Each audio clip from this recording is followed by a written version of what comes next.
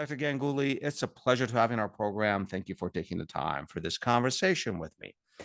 I invited you to History Behind News to talk about America's relation with India, which goes back to India's independence back in 1947. So let's move forward just a few years and let's get started with the Cold War. Why did India move toward the USSR instead of the US? Well, actually, in the early Cold War, India had not moved towards the Soviet Union. In fact, Stalin, as long as he was alive into the early 1950s, referred to India and Nehru as a running dog of imperialism. Huh. Um, so there was no love lost between the USSR and India in the early stage of the Cold War. It's only after Prime Minister Khruschev and President Bulganin first visited India in the early 1950s that a thaw came about, and particularly the thaw ensued because Khrushchev unequivocally supported India on the Kashmir issue, whereas the US stance on the critical Kashmir issue was quite ambiguous. And this Hmm. ambiguity in large part stemmed, excuse me, from British perfidy. The British had sought to inform the United States about the merits of the Kashmir dispute, and the British position was blatantly pro-Pakistani. But the Americans were sort of babes in the woods and allowed the British to lead them by the nose. And thereby, the American position on the Kashmir dispute was not to India's liking. In addition to that, Nehru had socialist, Prime Minister Nehru of India, India's first prime minister, had somewhat socialist leanings. And as a consequence, he was somewhat skeptical about American capitalism and Hmm. thereby wanted to keep some distance from the United States.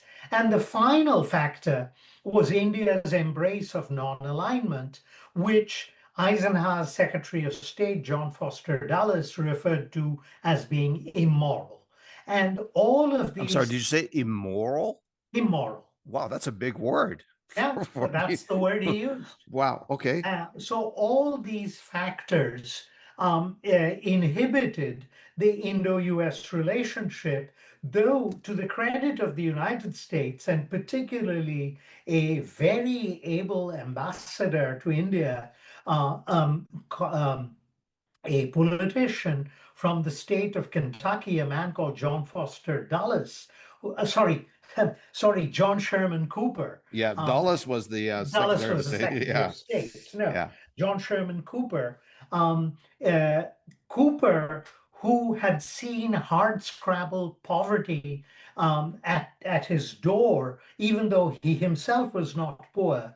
Nevertheless, he had seen really harsh poverty in Kentucky, and he was moved by this experience when he saw famine-like conditions in India, and he made a passionate plea for providing India food assistance, which both the Truman administration and subsequently the Eisenhower administration, and of course the Kennedy administration, provided in India.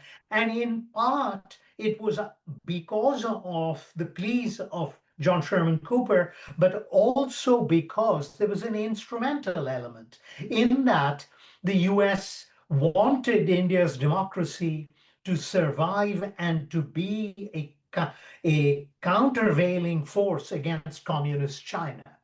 And consequently, um, uh, there was a instrumental element to American foreign assistance. But one should not overlook, and most people have forgotten about this extraordinary figure, this American ambassador, John Sherman Cooper, who played a critical role in terms of helping alleviate human suffering in India. And this is the ultimate irony, while India is pleading for foreign assistance and particularly food aid, it nevertheless insists that it will not abandon non-alignment and tries to keep a distance from the United States.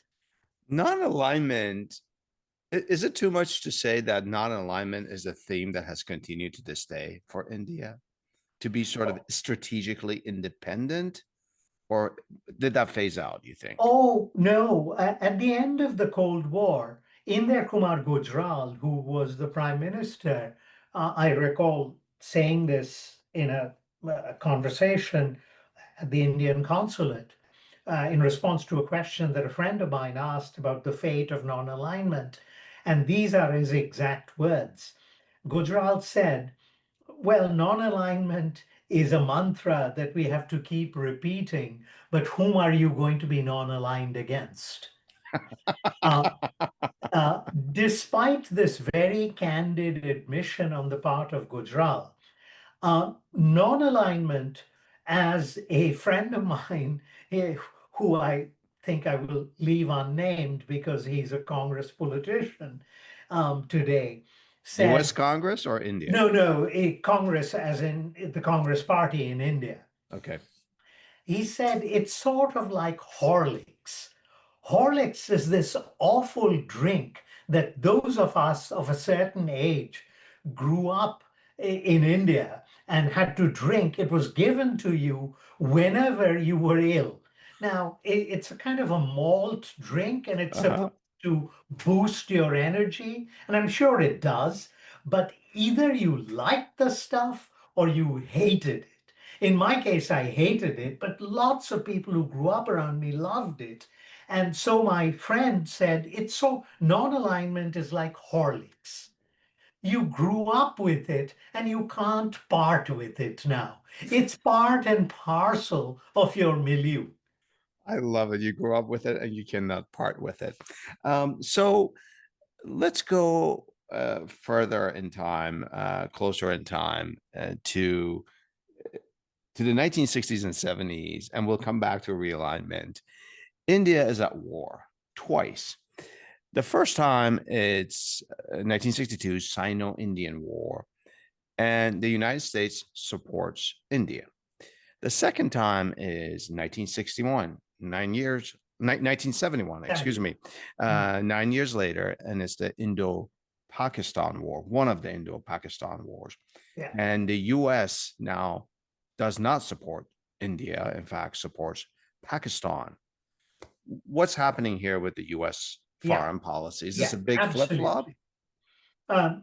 Even though Nehru had kept his distance from the United States, it's to the credit of the Kennedy administration that when Nehru and Krishna Menon, his defense minister, appealed to the United States for assistance, Kennedy promptly stepped up to the plate and came to India's assistance in the 62 war, largely because Kennedy felt that a communist aggressor should not be allowed to intimidate India and to nibble away at Indian territory in the Himalayas. And there was substantial American support for India.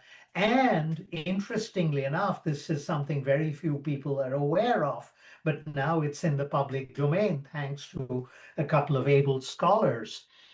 Mhm. India agreed to allow the United States to fly reconnaissance aircraft from an Indian airbase in the eastern coastal state of Orissa using Indian Air Force markings to fly over the Oh, Himalayas wow.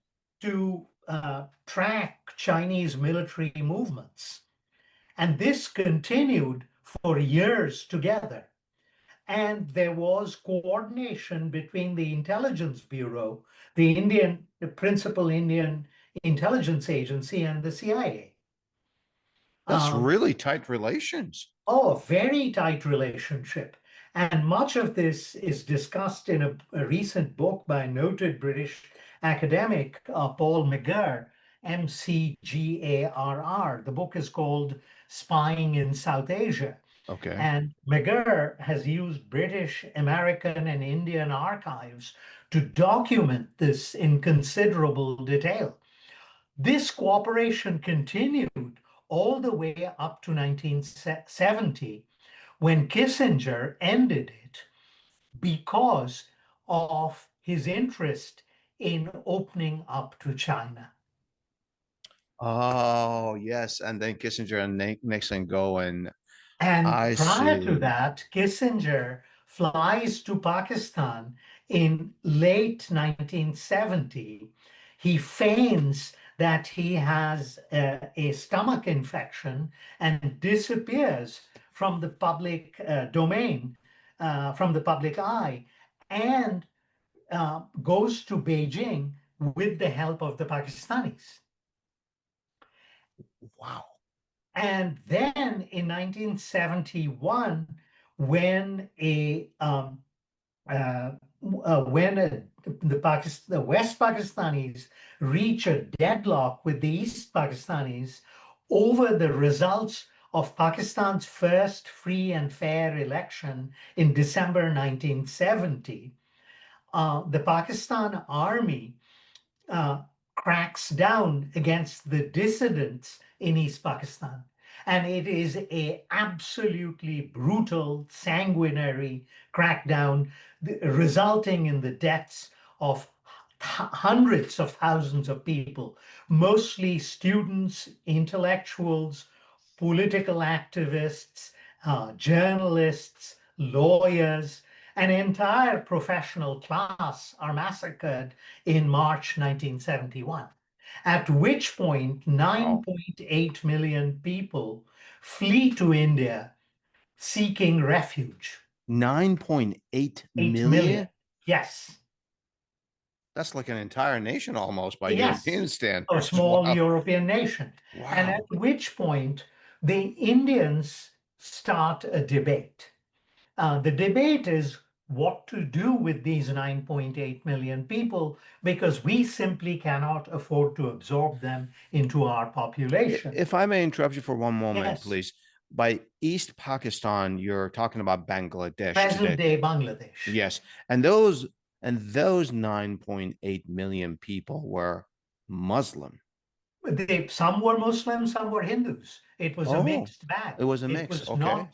not solely Muslims. It was there were a substantial number of Muslims, but also members of the Hindu minority fled into India. Okay. Okay. Please continue with this story. Yeah, at which point there is an important debate in India about what to do. Prime Minister Indira Gandhi then appeals to the Western world and the global order to provide assistance to alleviate the suffering of these refugees, saying that India simply does not have the wherewithal to feed and house them.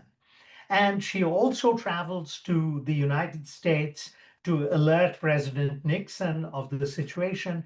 But Nixon and Kissinger could care less because they are beholden to Pakistan for having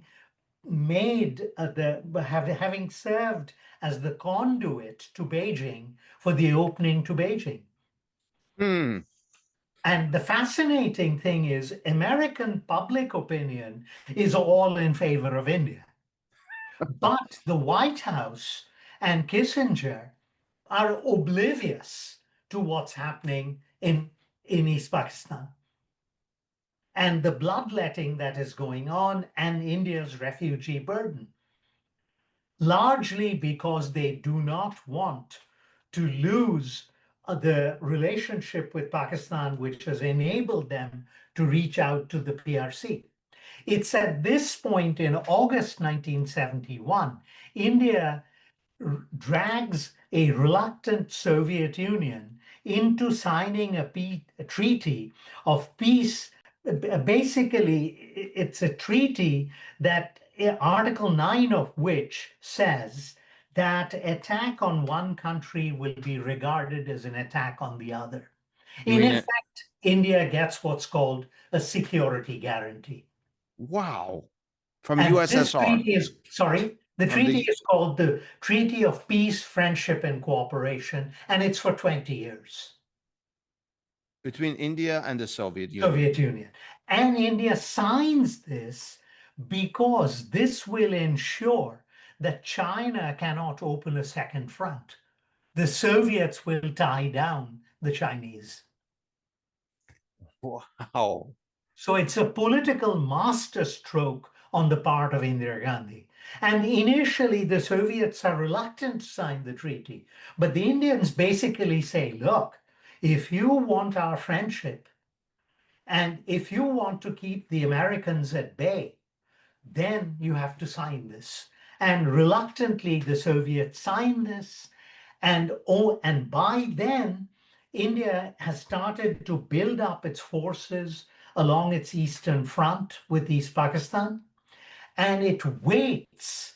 And then it starts supporting an organization which was indigenous to East Pakistan, a guerrilla group called the Mukti Bahini, which literally means liberation force.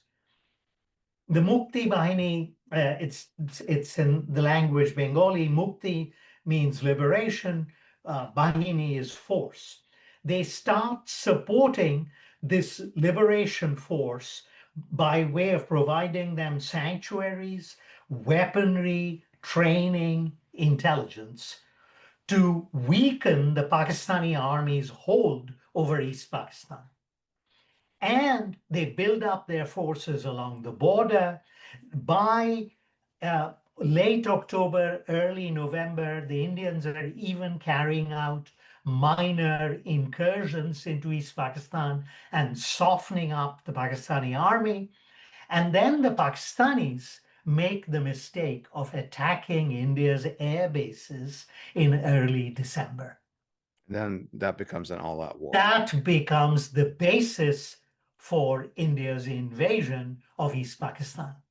Wow. I'm as you were uh, recounting this story, I'm wondering if we think of Nixon as this great uh, foreign policy president that opened up China, met with the That Soviets, he and all did. that he did. So all credit there. I'm wondering if he could have done just a little bit more with India to keep India instead of having India sign this 20-year security treaty with the Soviets. Is it fair to say that Nixon lost India?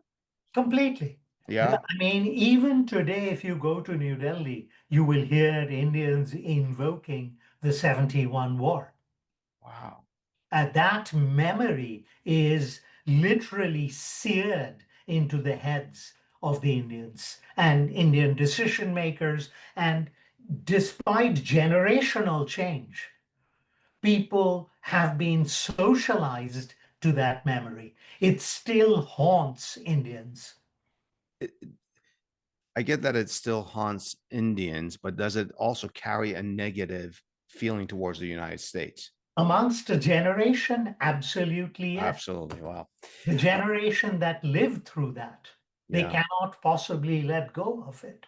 Wow. Wow. And that's a story that we're not at all told here in Oh, America. very few people, Yeah. only professional historians, Yeah. scholars of international relations who focus on India, they know about it. But the vast majority of the American population, they have no clue about it. Yeah. Let's move to another president who seems to have had a fraught relationship, from my reading of it, with India, and that's President Clinton, from what I've read. I'll start with this question, and you can take it from here. Did President Bill Clinton impose sanctions on India?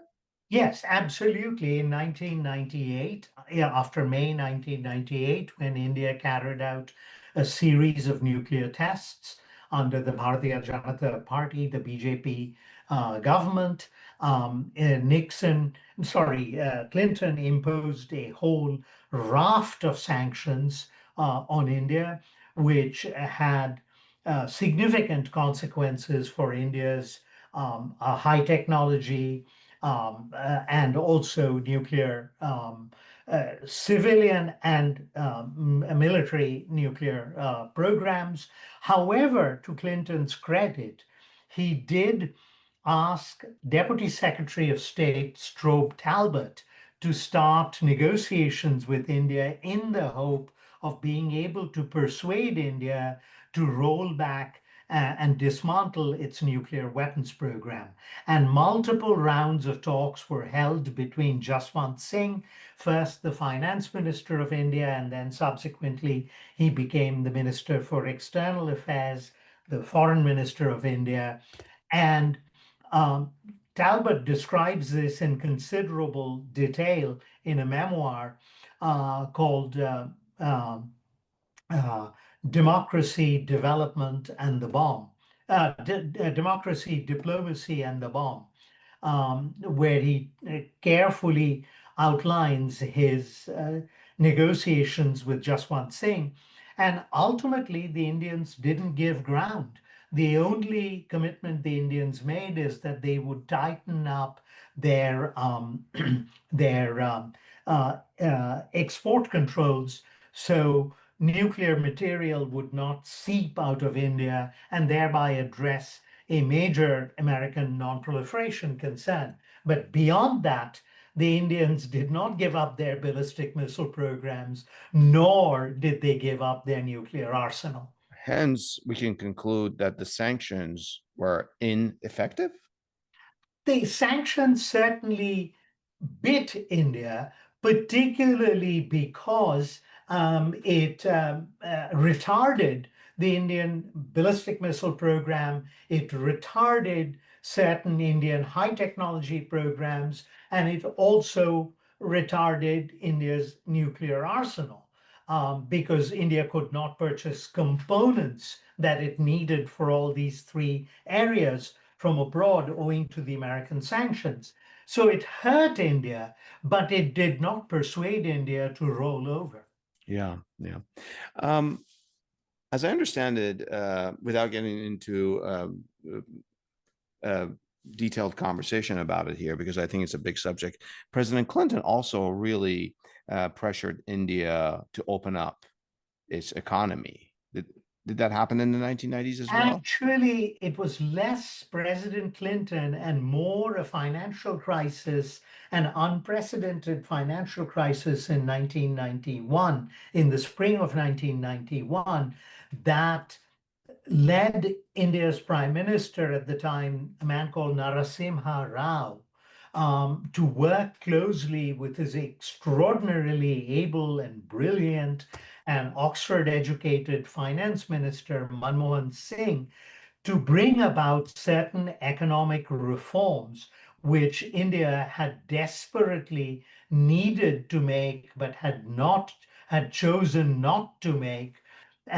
They used this moment of a financial crisis to bring about significant market-oriented Hmm. reforms which led to dramatic economic growth and significant reductions in rural and urban poverty. And clearly, the Clinton administration cheered this on and referred to India as one of the 10 big emerging markets. 10 big emerging markets. So the impetus for that was India itself and this 1991 economic crisis, not so Yeah, much not President so Clinton. much Clinton. Yeah.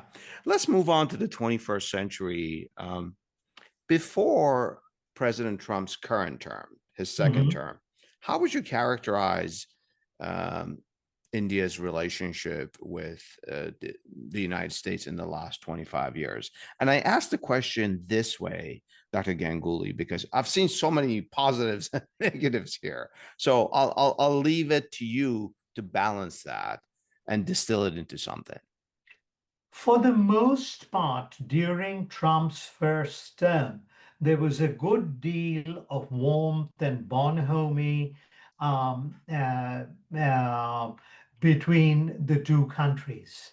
Um, and it appeared that Trump and Modi had developed a personal rapport, which was on display when Modi went to Houston, and there was this whole fanfare associated with his visit, with signs saying "Howdy, Modi."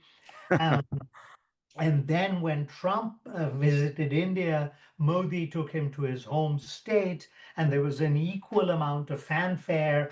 Modi ensured that an entire cricket stadium was packed for Trump, and Modi used a Gujarati expression to greet Trump called Kem Cho, which basically sort of is a greeting and essentially suggests, "How are you doing, Trump?"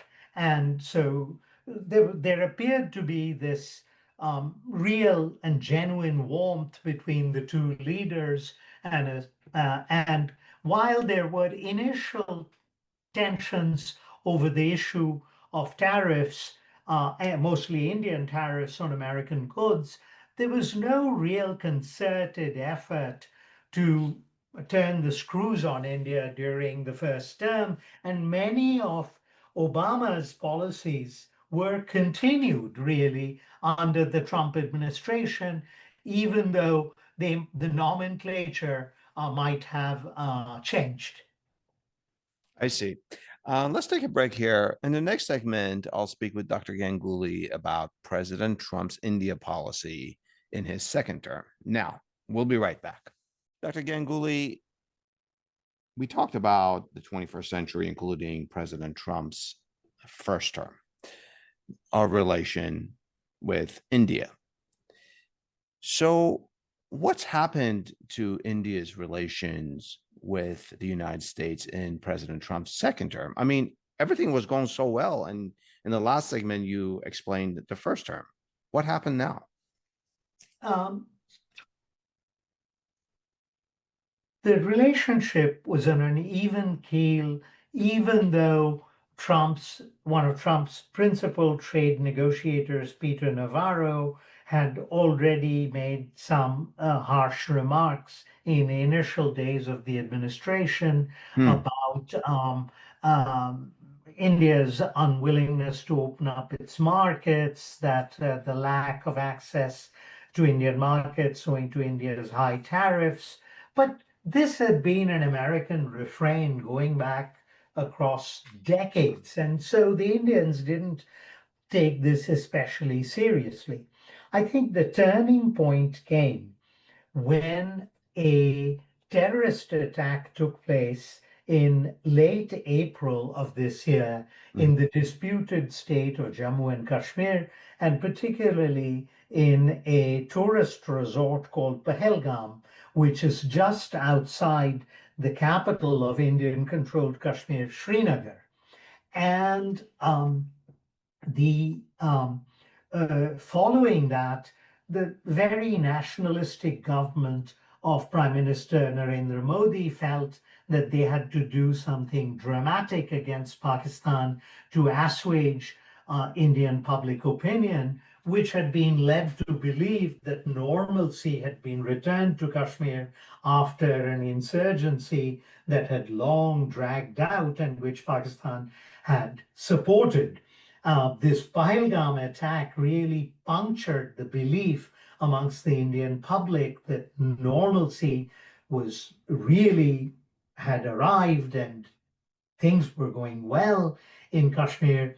All that was called into question by the Pahalgam attack, and consequently, the Modi government had to launch or felt that it had to launch military attacks against Pakistan. And for 4 days, there was an intense exchange of artillery fire, Indian aircraft intruding into Pakistani airspace, attacking first targets which the Indians believed were terrorist training camps, and subsequently even Pakistani military bases. But then, and this is where the nub of the problem arises, it is true that Vice President Vance and Secretary of State Marco Rubio both intervened with the Indians, suggesting that, and the Pakistanis suggesting that they both stand down. But the nub of the issue is this. Was it because of Vance's intervention and Rubio's intervention and subsequent phone calls from Trump that led the two parties to stand down? Or, as the Indians claim, it had to do with the Pakistanis crying uncle and a settlement being reached between the director generals of military operations on both sides. And Trump, subsequent to the end of the hostilities, insisted not once but multiple times that it's only because of his administration and his personal intervention that the skirmish was brought to a close so quickly. The Indians have long had a view that foreigners should not intervene at all in the Kashmir dispute, that is a bilateral matter and they will not tolerate external interference in the Kashmir issue. So it is hardly surprising that Prime Minister Modi categorically denied that Trump had played any role in settling or in bringing the skirmish to a close. You just answered my question that I sort of was running through my head as you were explaining this. I was about to ask you, well, Dr. Ganguly, why doesn't Prime Minister Modi just give it to him, to keep relations, smooth? Yes, thank you, President Trump. You are the reason why this stopped and all is good. But he's not doing this because there's something deeper about this conflict within India. It is profoundly so. There is a deep Indian aversion to allowing anyone from the outside to intervene in the Kashmir dispute. Has this been communicated to the current Trump administration? Oh, I'm sure it has.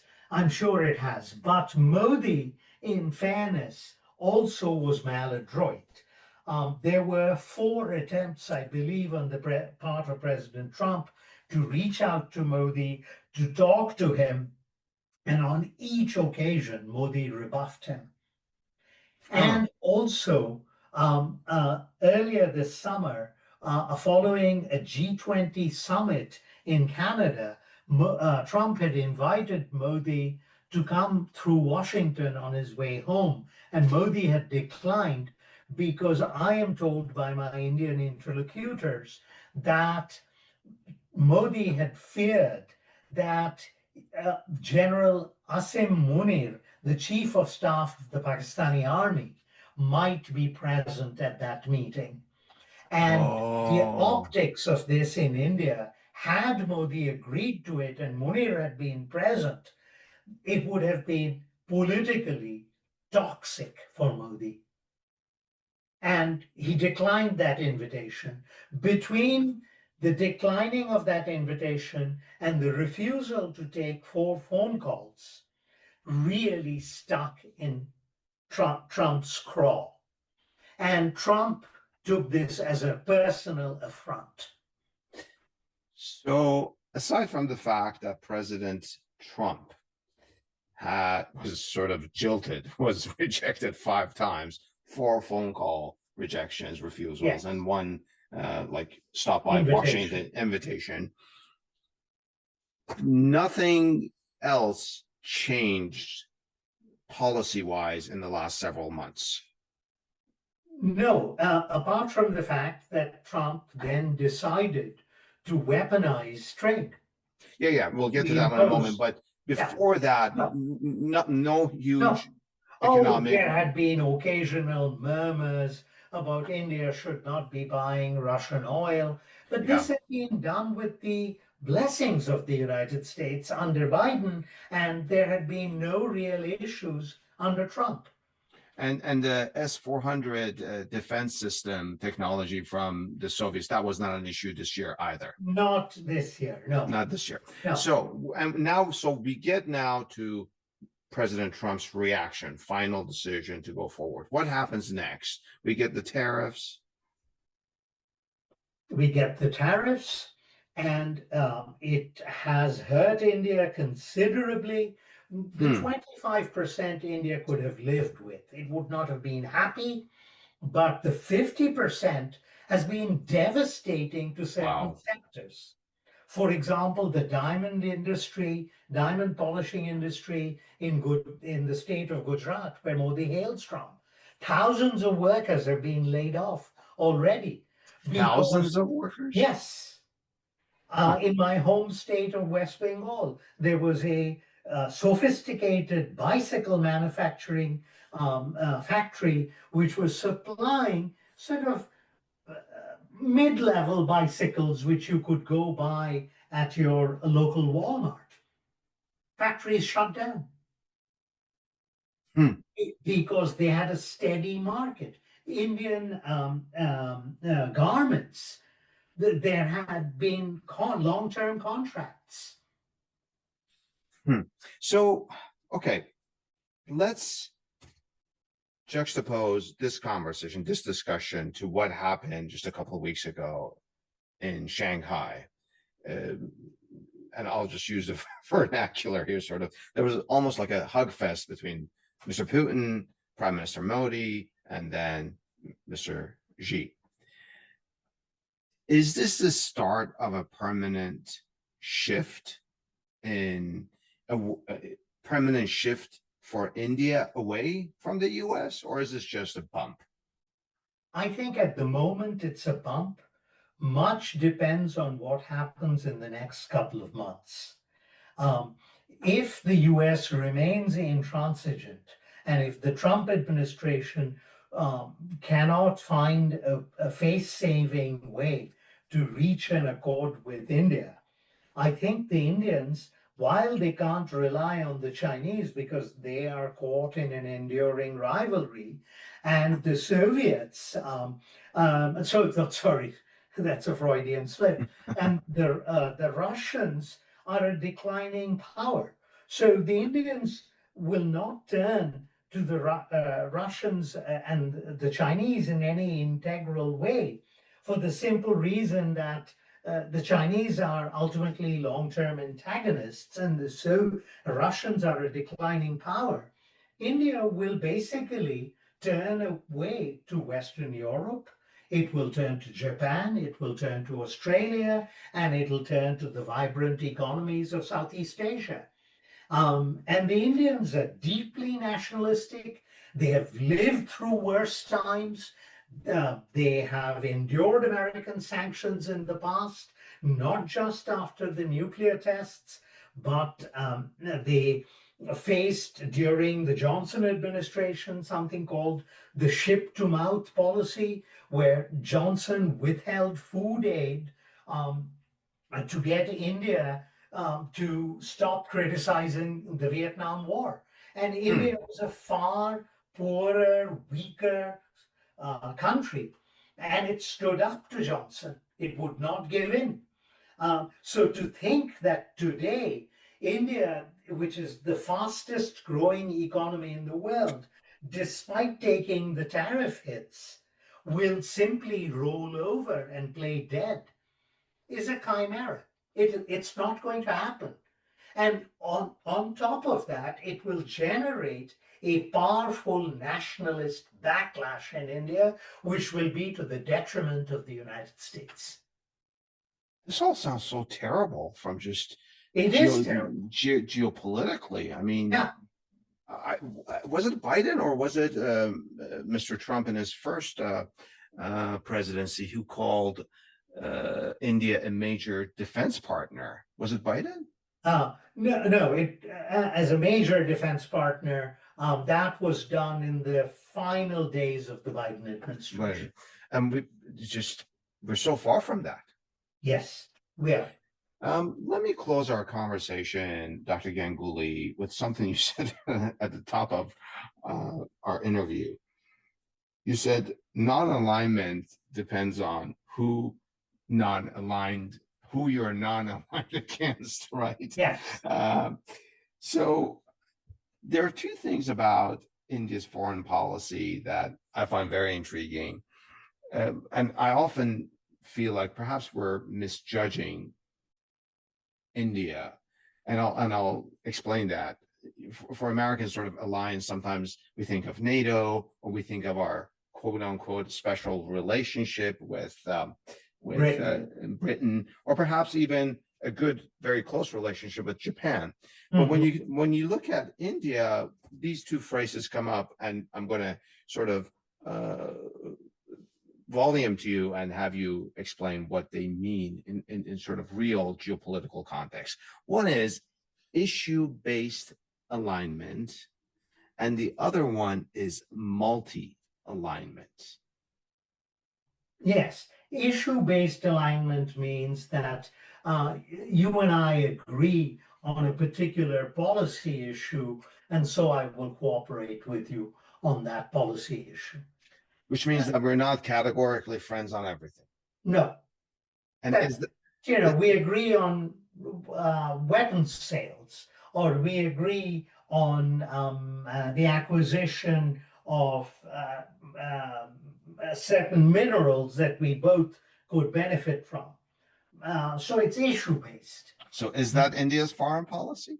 To some degree. And in addition to that, the Indians have been talking up multi-alignment, which means we'll be friends with everybody. And frankly, that it doesn't work in life. You can't. You've got to make choices. So I told you that I think sometimes we misjudge India. Does all of this, the issue-based alignment and the multi-alignment mean that India would not be that hardcore, steadfast ally that we seek to counter China, because they're going to look at issue-based policies and change based on what benefits them most? I don't mean that they're fickle. I don't mean that they will betray any country. That's not what I mean. What I mean is that they won't be our Britain. No, that is highly unlikely, at least in the present context, as well as in the foreseeable future, for the simple reason that this whole notion of what the Indians call strategic autonomy is sort of built into India's political culture. And regardless of which government comes to office, they are going to resist the idea of an alliance. A partnership, yes. Even a robust partnership, yes, but not a formal alignment. That is almost anathema to Indian ears. Wow, I see. Dr. Ganguly, thank you so much for educating me and our audience. And to our audience, if you know of any history that could provide more perspective from the past on this subject, please share it with us and tell us what's your perspective. This was great. Thank you so much. Thank you.